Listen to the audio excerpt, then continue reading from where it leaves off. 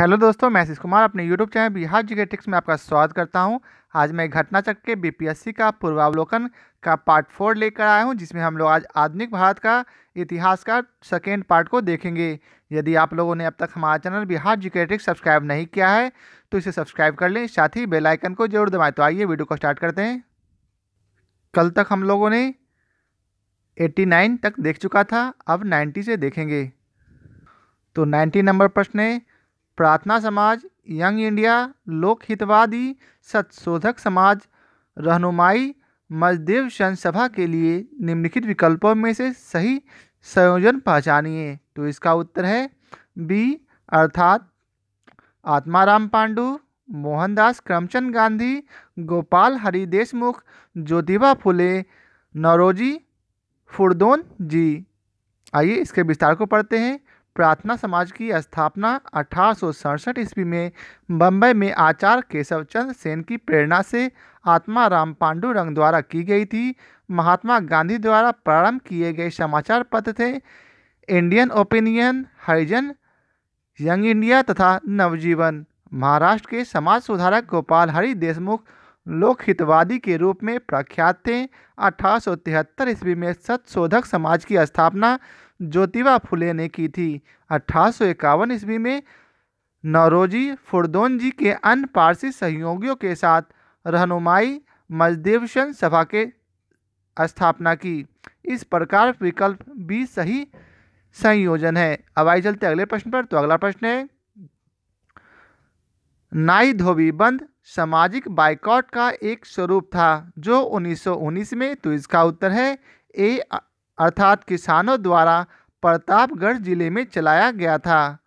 वर्ष 1919 के अंतिम दिनों में किसानों का संगठित विद्रोह खुलकर सामने आया। प्रतापगढ़ जिले की एक जागीर में नाई धोबी बंद सामाजिक बहिष्कार संगठित कार्रवाई की पहली घटना थी। झुंगड़ी सिंह और दुर्गपाल ने इसमें महत्वपूर्ण भूमिका निभाई, लेकिन जल्दी ही आंदोलन में एक नया चेहरा उभरा, बाबा रामचंद्र, जिन्होंने आंदोलन की बागडोर ही नहीं संभाली अपितु उसे और मजबूत और जुझारू बनाया। बाबा रामचंद्र महाराष्ट्र के ब्राह्मण परिवार के थे। वर्ष 1920 के मध्य में एक किसान नेता के रूप में उभरे। उन्होंने अवध के किसानों को संगठित करना शुरू किया। उनमें संगठित की अद्भुत क्षमता थी। अब आइए चलते अगले प्रश्न पर। अगला प्रश्न है, पंजाब भूमि हस्तांतरण अधिनियम कब पारित किया गया? तो इसका उत्तर है सी 1900 ईस्वी। पंजाब भूमि हस्तांतरण अधिनियम 1900 ईस्वी में पारित किया गया, जिससे कृषकों की भूमि का गैर कृषकों के पास स्थानांतरित होना समाप्त हो गया। अब आइए चलते अगले प्रश्न पर। तो अगला प्रश्न है, अवध के एका आंदोलन का उद्देश्य क्या था? तो इसका उत्तर है डी लगान का नगद में परिवर्तन। एका आंदोलन का नेतृत्व पिछड़ी जाति के मदारी पासी ने किया था। इस आंदोलन में जिसकी गतिविधि के मुख्य केंद्र हरदोई, बाराबंकी, बहराइच तथा सीतापुर थे। किसानों की मुख्य शिकायतें लगान में बढ़ोतरी और उपज के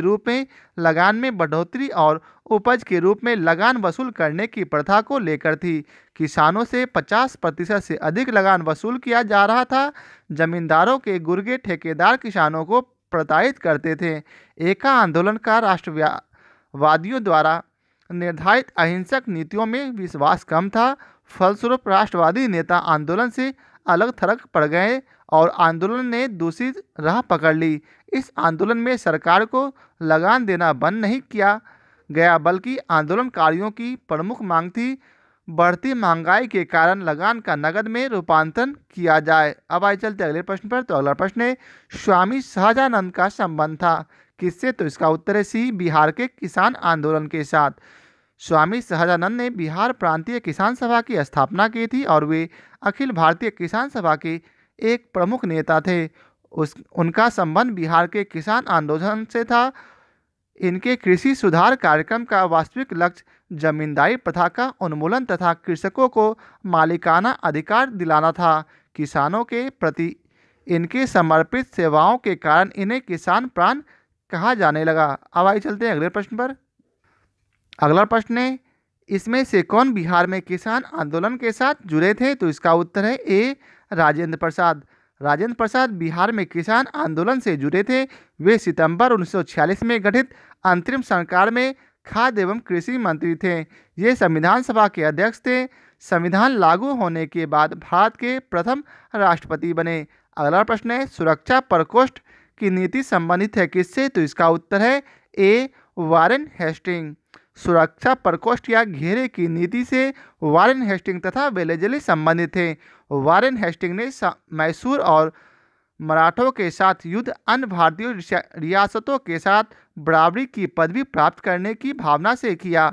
इस समय कंपनी ने अपने राज्य के चारों ओर मध्य राज्य बनाने का प्रयत्न किया। इसका उद्देश्य केवल अपने राज्य की रक्षा करना था, अथवा वह यह भी उद्देश्य केवल अपने राज्य की रक्षा करना था, अथवा हम यह भी कह सकते हैं कि अपने पड़ोसी राज्यों की सीमाओं की रक्षा करो ताकि अपनी सीमाएं सुरक्षित रहे। उस समय भय मुक्ता अफगानों और मराठाओं से थी, इसलिए कंपनी ने अवध की रक्षा व्यवस्था के कार्य को इस शर्त पर संभाला कि अवध का नवाब उस व्यय का बोझ उठाए और इस प्रकार अवध की रक्षा ही बंगाल की रक्षा थी। बेलेजली के आने से कंपनी के भारतीय रियासतों के साथ संबंधों में परिवर्तन आया। बेलेजली का उद्देश्य भारतीय रियासतों को अपनी रक्षार्थ कंपनी पर निर्भर करने पर बाध्य करना था। उसने भारतीय रियासतों को अंग्रेजी राजनीतिक शक्तियों के और सैनिक रक्षा के घेरे में लाने का प्रयत्न किया।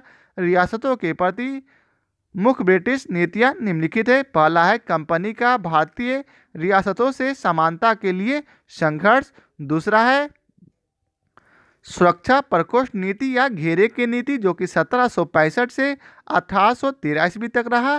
तीसरा है अधीनस्थ पार्थक्य की नीति, जो 1813 से 1857 ईस्वी तक रहा। चौथा है अधीनस्थ संघ की नीति, जो कि 1858 से 1935 तक रही। और पांचवा है बराबर के संघ की नीति, जो 1935 से 1947 ईस्वी तक रही। अगला प्रश्न है, निम्नलिखित में किसने बंगाल में द्वैध शासन प्रणाली को समाप्त किया? तो इसका उत्तर है सी, वारेन हेस्टिंग। वारेन हेस्टिंग के कार्यकाल में 1772 ईस्वी में कोर्ट ऑफ डायरेक्टर्स ने दोहरी शासन प्रणाली को समाप्त करने का निर्णय लिया तथा कलकत्ता परिषद तथा उसके प्रधान को आज्ञा दी कि वे स्वयं दीवान बने और बंगाल, बिहार तथा उड़ीसा के प्रबंध को अपने हाथ में ले ले। वारेन हेस्टिंग ने दोनों उपदीवानों मोहम्मद रजा खां और राजा सिताब राय को पदच्युत कर दिया। द्वैध शासन, जिसकी शुरुआत बंगाल में 1765 ईस्वी में मानी जाती है, के अंतर्गत कंपनी दीवानी अधिकार अपने पास रखती थी और निजामत के कार्यों का निष्पादन नवाब के माध्यम से करती थी, लेकिन वास्तविक शक्ति कंपनी के पास होती थी। क्लाइव समझता था कि समस्त शक्ति कंपनी के पास है तथा नवाब के पास सत्ता ही केवल छाया ही है। उसने प्रवर समिति को लिखा था, वह नाम या छाया आवश्यक है तथा हमें इसको स्वीकार करना चाहिए। अब आई चलते अगले प्रश्न पर। तो अगला प्रश्न है, लॉर्ड वेलेजली की सहायक संधि को स्वीकार करने वाला पहला मराठा सरदार था कौन? तो इसका उत्तर है ए, पेशवा बाजीराव द्वितीय। बेलेजली ने भारतीय राज्यों को अंग्रेजी राजनीतिक परिधि में लाने के लिए सहायक संधि प्रणाली का प्रयोग किया। उसने सहायक संधि का आविष्कार नहीं किया, इस प्रणाली का अस्तित्व तो पहले ही था, अतः वह सैन्य विकसित हुई थी। संभवतः डुप्ले प्रथम यूरोपीय था जिसने अपनी सेना किराए पर भारतीय राजाओं को दी थी। अंग्रेजों ने भी यह प्रणाली अपनाई। प्रथम सहायक संधि 1765 ईस्वी में अवध से की गई, जब कंपनी ने निश्चित धन के बदले कंपनी उसकी सीमा की रक्षा करने का वचन दिया।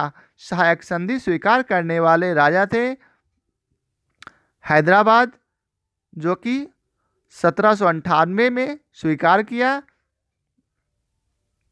मैसूर 1799 में, तंजौर अक्टूबर 1799 में, अवध नवंबर 1801 में, पेशवा दिसंबर 1802 में, बड़ार के भोसले दिसंबर 1803 में, सिंधिया फरवरी 1804 में, जोधपुर, जयपुर, मचदेरी, बूंदी तथा भरतपुर।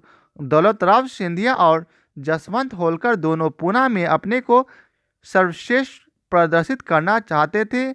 बाजीराव द्वितीय सिंधिया का साथ दे रहा था। उसने 1801 ईस्वी में जसवंत के भाई की हत्या कर दी। परिणाम स्वरूप जसवंत होलकर की सेना ने पूना पर आक्रमण कर पेशवा व सिंधियों की नियुक्त संयुक्त सेना को परास्त कर दिया। बाजीराव द्वितीय ने भागकर बशीन में शरण ली तथा 31 दिसंबर 1802 को अंग्रेजों से बशीन की संधि की। संधि के अनुसार पेशवा बाजीराव द्वितीय ने अंग्रेजों की संरक्षता स्वीकार कर ली। इस संधि को मराठा द्वारा अंग्रेजों के साथ की गई प्रथम सहायक संधि की संज्ञा दी गई। अब अगला प्रश्न है, महारानी विक्टोरिया को भारत की सामग्री नियुक्त किया गया कब? तो इसका उत्तर है सी 1877।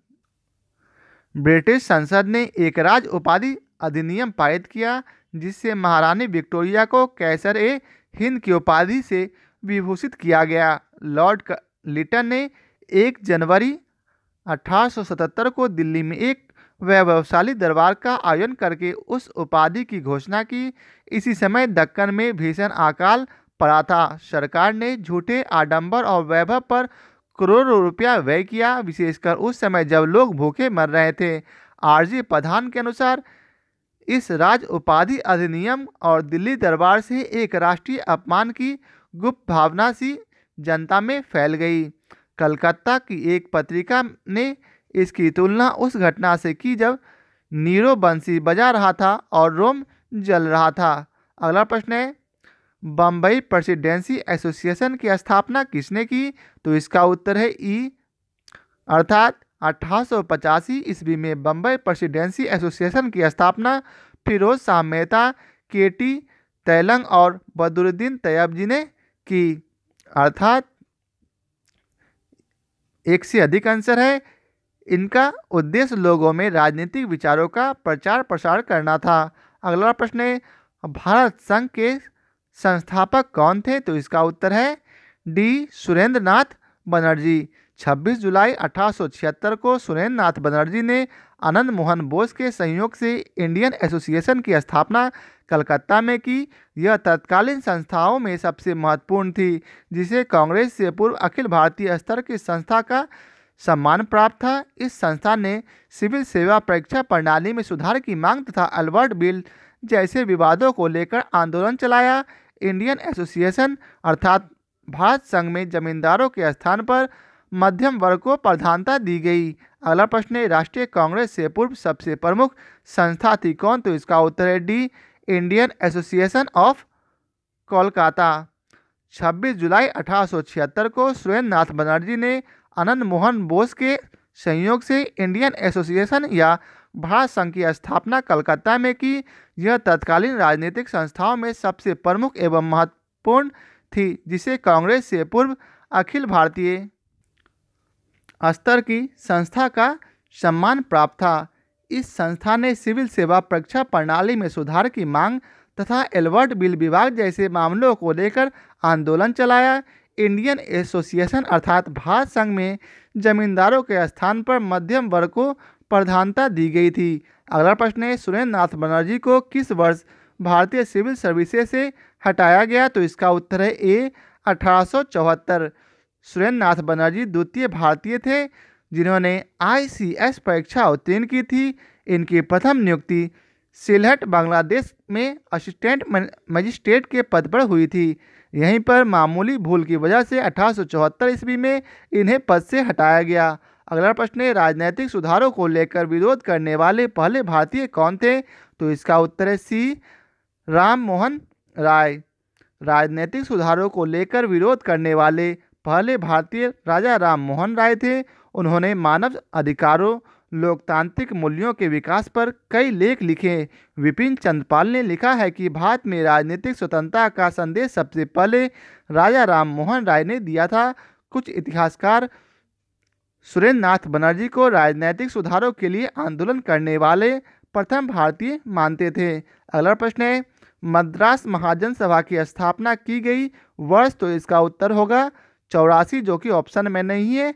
तो इसका सही उत्तर है 1884। मद्रास महाजन सभा की स्थापना मई 1884 में बी राघवाचार्य जी सुब्रमण्यम तथा पी आनंद चार्लो द्वारा की गई थी। अगला प्रश्न है, भारतीय राष्ट्रीय कांग्रेस के प्रथम अधिवेशन में कितने प्रतिनिधियों ने भाग लिया? तो इसका उत्तर है सी 72। भारतीय राष्ट्रीय कांग्रेस की स्थापना 1885 ईस्वी में ए.ओ. ह्यूम द्वारा की गई थी, जो एक अवकाश प्राप्त अंग्रेज अधिकारी थे। इसका पहला अधिवेशन 28 दिसंबर 1885 को बम्बई स्थित गोकुलदास तेजपाल संस्कृत विद्यालय में आयोजित किया गया। इसमें कुल 72 प्रतिनिधियों ने भाग लिया। भारतीय राष्ट्र कांग्रेस के पहले अधिवेशन की अध्यक्षता व्योमेश चंद्र बनर्जी ने की थी तथा इसके प्रथम महासचिव स्वयं ए.ओ. ह्यूम थे। अगला प्रश्न है, भारतीय राष्ट्रीय कांग्रेस की स्थापना की गई वर्ष? तो इसका उत्तर है सी 1885। भारतीय राष्ट्र कांग्रेस की स्थापना 1885 ईस्वी में ए.ओ. ह्यूम ने की थी, जो एक अवकाश प्राप्त अंग्रेज अधिकारी था।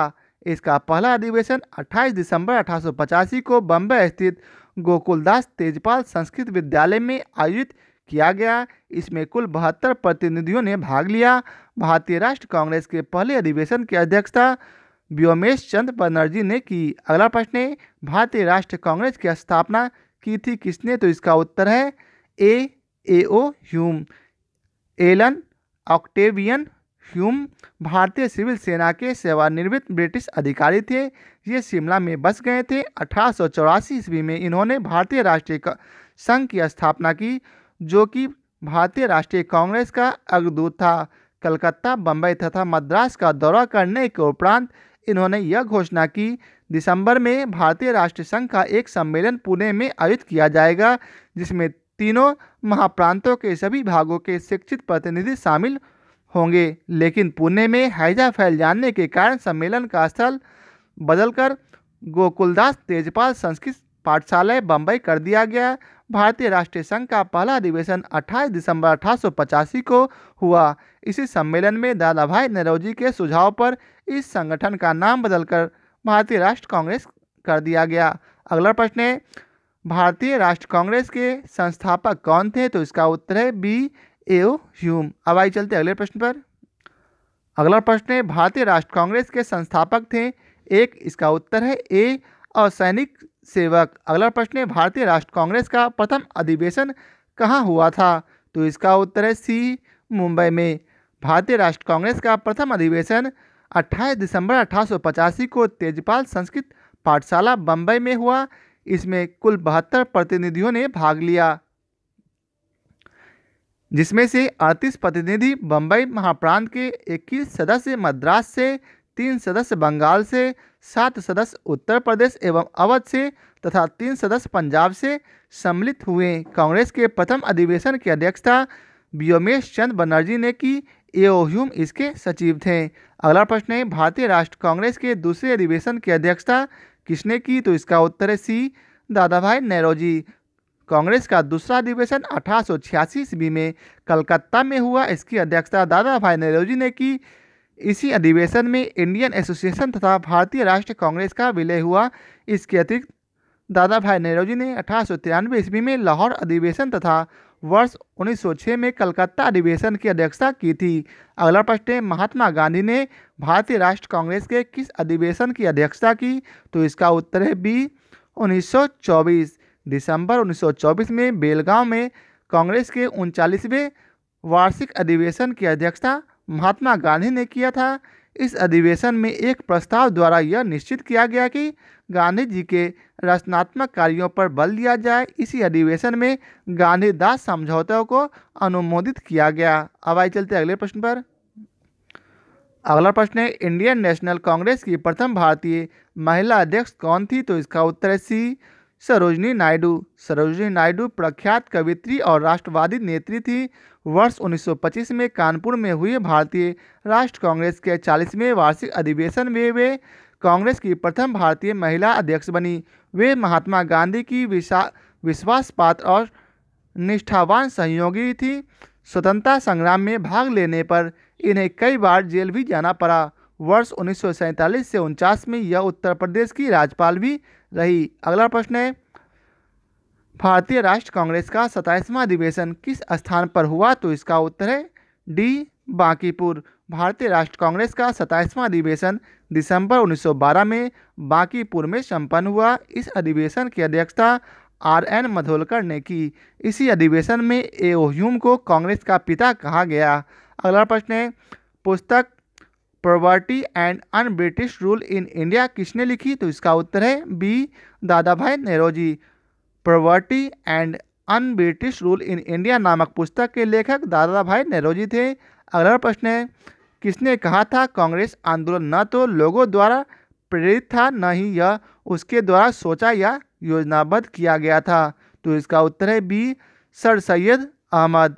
1888 ईस्वी में सर सैयद अहमद खान ने एक संयुक्त भारतीय राजभक्त सभा बनाई, जिसका स्पष्ट उद्देश्य कांग्रेस के प्रचार को निष्फल बनाना था और लोगों को कांग्रेस से दूर रखना था।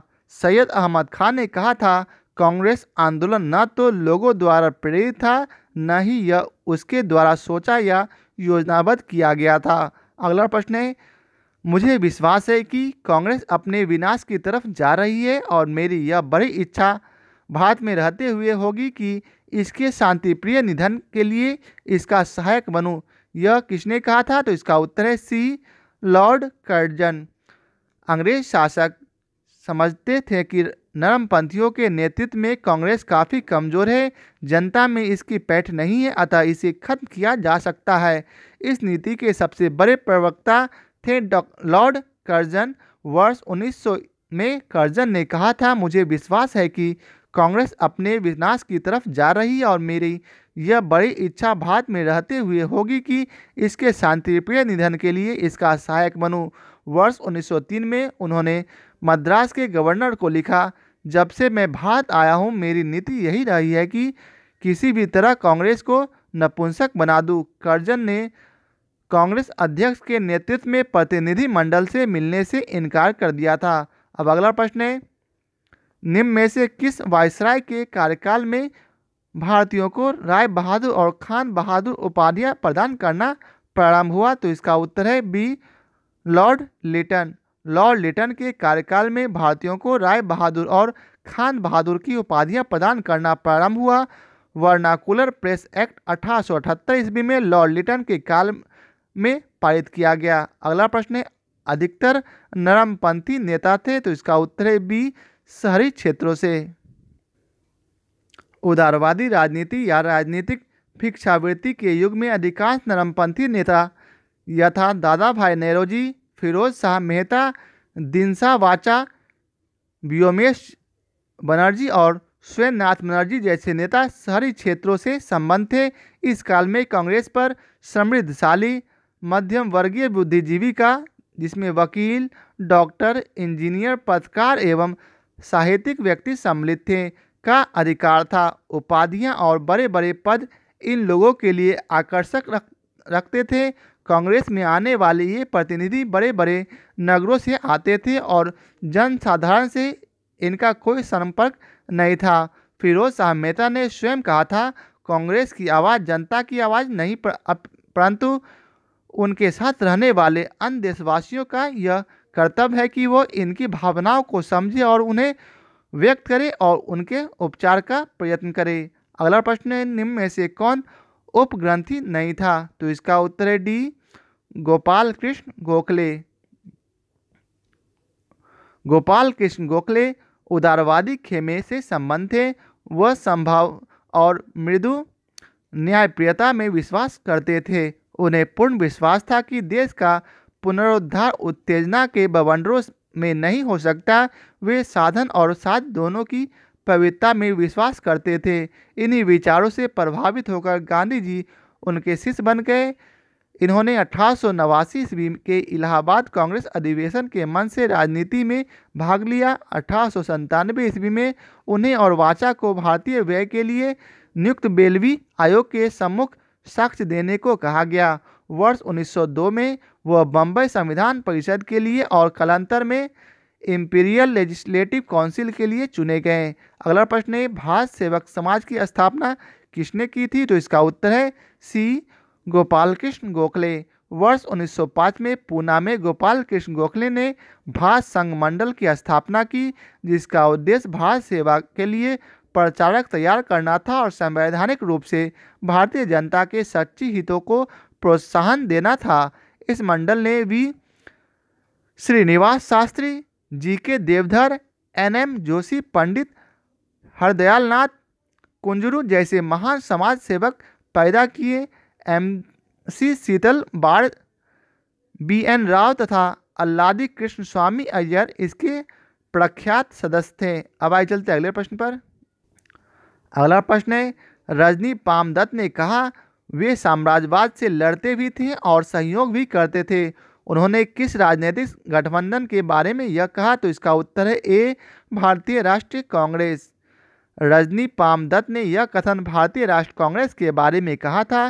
कांग्रेस कई अवसरों पर अंग्रेजी हुकूमत के साथ सहयोग भी करती थी, जैसे प्रथम विश्व युद्ध में भारतीय सहयोग हो या गांधी इरविन वार्ता हो। इसके अतिरिक्त भारतीय राष्ट्रीय कांग्रेस ने साम्राज्यवाद का विरोध करते हुए अंग्रेजों से आज़ादी की लड़ाई लड़ते हुए देश को स्वतंत्र भी कराया।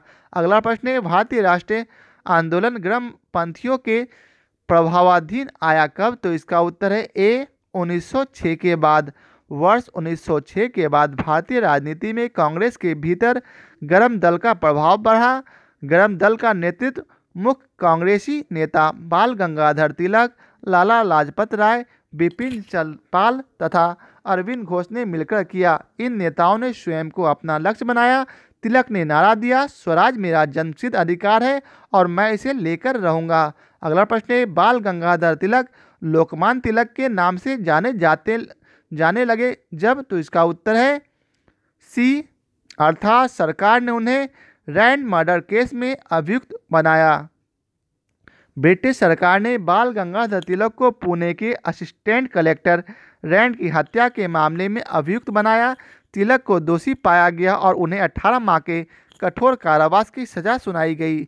जब वे जेल से बाहर आए तो वे एक राष्ट्रीय नायक के रूप में उभरे और उन्हें लोकमान्य की उपाधि प्राप्त हुई। इस तरह किसी एक घटना नहीं बल्कि अनेक राष्ट्रवादी कार्यों के बाद तिलक को लोकमान्य की उपाधि दी गई। अगला प्रश्न है, निम्नलिखित में से कौन सा नेता कांग्रेस के गर्म दल से संबंधित था? तो इसका उत्तर है ए, अरविंद घोष। अरविंद घोष कांग्रेस के गर्म दल के नेता थे। वे गर्म दल के 4 स्तंभ अर्थात लाला लाजपत राय, बाल गंगाधर तिलक, बिपिन चंद्रपाल और अरविंद घोष में से एक थे। 1893 से 94 ईस्वी में अपने लेख में उन्होंने कहा था कि कांग्रेस श्रमिक वर्ग से दूर है, अराष्ट्रवादी और पूर्णतया असफल रही है और इसके शासकों को अप्रसन्न करने के भय से स्पष्ट न करने की नीति को कार्यता की संज्ञा दी। इनके अनुसार कांग्रेस क्षय रोग से मरने वाली है। वर्ष 1908 में पुलिस द्वारा मनिक तल्ला उद्यान में छापा मारकर जिन 34 लोगों को गिरफ्तार किया गया उसमें अरविंद घोष भी थे। सभी के ऊपर अलीकपुर षड्यंत्र करने के मामले में मुकदमा चला। अरविंद घोष को 1 वर्ष की सजा हुई किंतु बाद में साक्ष्य के अभाव में उन्हें छोड़ दिया गया। कालांतर में वे आतंकवादी क्रियाकलापों से अलग होकर सन्यासी बन गए तथा पौंडीचेरी चले गए। अगला प्रश्न है, नेशनल काउंसिल ऑफ एजुकेशन की स्थापना कब हुई? तो इसका उत्तर है डी, 15 अगस्त 1906 को। राष्ट्रीय शिक्षा के क्षेत्र में सर्वप्रथम 8 नवंबर 1905 को रंगपुर नेशनल स्कूल की स्थापना हुई। 16 नवंबर 1905 में कलकत्ता में एक सम्मेलन का आयोजन किया गया। इस सम्मेलन में राष्ट्रीय साहित्यिक, वैज्ञानिक और तकनीकी शिक्षा देने के लिए राष्ट्रीय शिक्षा परिषद स्थापित करने का फैसला हुआ। 15 अगस्त 1906 को सद्गुरुदास बनर्जी द्वारा राष्ट्रीय शिक्षा परिषद की स्थापना की गई। अगला प्रश्न है, राष्ट्रीय आंदोलन में निम्न में से किसको गर्म दलीय के तौर पर नहीं जाना जाता था? तो इसका उत्तर है ए, बाल गंगाधर तिलक। अगला प्रश्न है, कांग्रेस के नरम दल के नेताओं की आंदोलन की पद्धति थी क्या? तो इसका उत्तर है बी, राजा वामपंथ आंदोलन। कांग्रेस ने नरम दल के नेताओं की आंदोलन की प्रमुख पद्धति राजवामवध आंदोलन अर्थात प्रशासन में भारतीयों की भागीदारी की मांग तथा जनता में राजनीतिक जागरूकता उत्पन्न करना था। अगला प्रश्न है, शेरे पंजाब के नाम से इसमें से कौन मशहूर थे? तो इसका उत्तर है सी, लाला लाजपत राय। लाला लाजपत राय शेरे पंजाब के नाम से भी जाने जाते थे। ये भारतीय राष्ट्र कांग्रेस में गरम दल के नेता तथा पूरे पंजाब के प्रतिनिधि थे। इन्हें पंजाब केसरी भी कहा जाता है। साइमन कमीशन के विरोध में एक जुलूस का नेतृत्व करते समय लालाजी लाठियों से के प्रहार से घायल हो गया। परिणाम स्वरूप 27 नवंबर 1928 को उनका देहांत हो गया। अगला प्रश्न है, अभिनव भारत से कौन संबंधित है? तो इसका उत्तर है ए, बी.डी. सावरकर। अभिनव भारत की स्थापना 1904 में की गई। कहाँ? तो नासिक में। इसके संस्थापक बी.डी. सावरकर थे। बी.डी. सावरकर द्वारा 1899 ईस्वी में स्थापित मित्र मेला ही वर्ष 1904 में एक गुप्त सभा अभिनव भारत में परिवर्तित हो गई। अब आइए चलते अगले प्रश्न पर। अगला प्रश्न है, मुजफ्फरपुर में किंग्सफोर्ड की हत्या का प्रयास कब किया गया? तो इसका उत्तर है ए, 1908 में।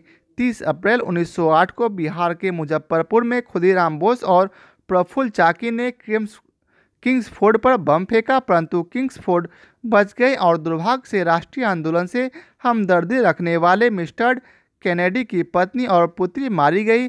प्रफुल्ल चाकी ने पुलिस से बचने के लिए आत्महत्या कर ली तथा खुदीराम बोस को गिरफ्तार कर फांसी दे दिया गया। अगला प्रश्न है, निम्न में से कौन सा एक राष्ट्रवादी समाचार पत्र नहीं था? तो इसका उत्तर है D, the times of India. The times of India एक राष्ट्रवादी समाचार पत्र नहीं था। इसके अतिरिक्त द हिंदू, बंगाली और दी महर्ता समाचार पत्र राष्ट्रवादी सोच को बढ़ावा देने वाले थे। अगला प्रश्न है, क्रांतिकारी गतिविधियों के साथ कौन सी पत्रिका जुड़ी हुई नहीं थी? तो इसका उत्तर है D, young India. Young India पत्रिका क्रांतिकारी गतिविधियों के साथ जुड़ी हुई थी। यंग इंडिया पत्रिका का संपादन महात्मा गांधी ने किया था। महात्मा गांधी अहिंसक आंदोलन के समर्थक थे। वर्ष 1913 में सोहन सिंह भाकना ने Hindustan association of the Pacific coast नामक संस्था की स्थापना की। इस संस्था ने गदर नामक अखबार निकाला, जिससे इस संस्था का नाम भी गदर पार्टी पड़ गया। युगांतर तथा संध्या पत्रिका भी क्रांतिकारी गतिविधियों से संबंधित थी। अगला प्रश्न है, नीचे दिए गए विकल्पों में से राष्ट्रवादी समाचार पत्रों द हिंदू, केसरी, बंगाली, हिंदुस्तानी, सुधारक के संपादकों के नामों का सही संयोजन ज्ञात कीजिए। तो इसका उत्तर है डी। तो आइए इसके विस्तार को देख लेते हैं।